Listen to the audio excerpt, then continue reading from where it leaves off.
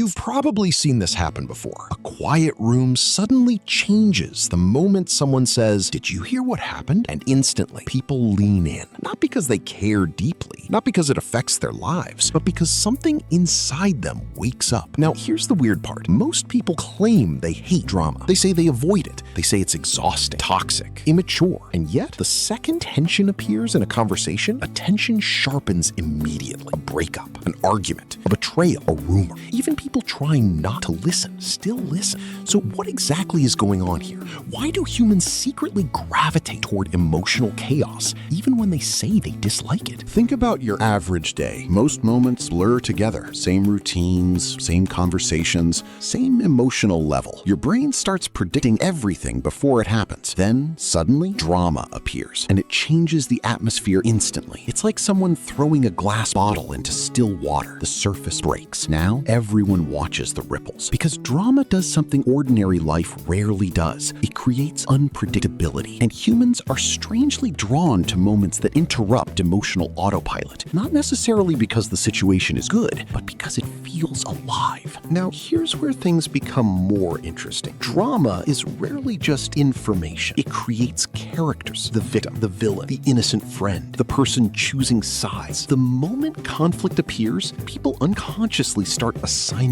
roles. And once roles exist, people emotionally enter the story. Think about how fast a group chat changes after conflict. Suddenly, everyone becomes an investigator. People reread messages, analyze tone, look for hidden meaning. It's almost like humans cannot resist turning emotional tension into narrative, because stories are easier to emotionally process than randomness. Drama gives people structure, a beginning, a conflict, a possible ending. Without realizing it, people stop observing and start participating mentally. This is the part most people never notice. Drama doesn't just entertain people, it temporarily gives them emotional importance. The second someone becomes involved in conflict, even indirectly, they feel connected to something emotionally charged. Think about how often people say, "I don't want to get involved," then immediately ask for more details, because information connected to tension feels socially valuable. Knowing what happened creates a strange feeling of inclusion, like being inside the emotional weather system instead of outside it. And the more emotionally intense the situation becomes, the more people feel pulled toward it. Not always because they enjoy suffering, but because emotional intensity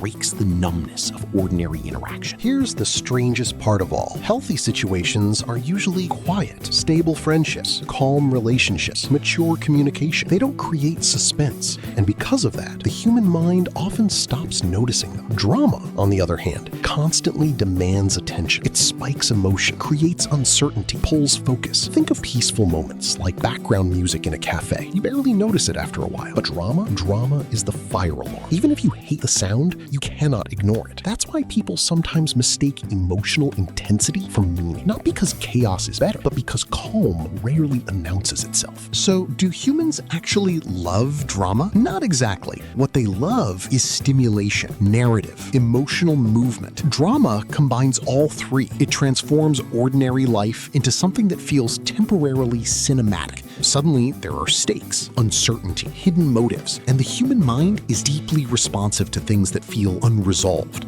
That's why people refresh conversations mentally long after they end, because unfinished emotional stories linger in the brain like songs without endings. So next time you see people pulled toward drama, don't just see gossip. See something more human than that. A mind searching for emotional movement in a world that often feels repetitive. Because humans don't only seek happiness. Sometimes they seek intensity, powerful enough to make them feel fully awake.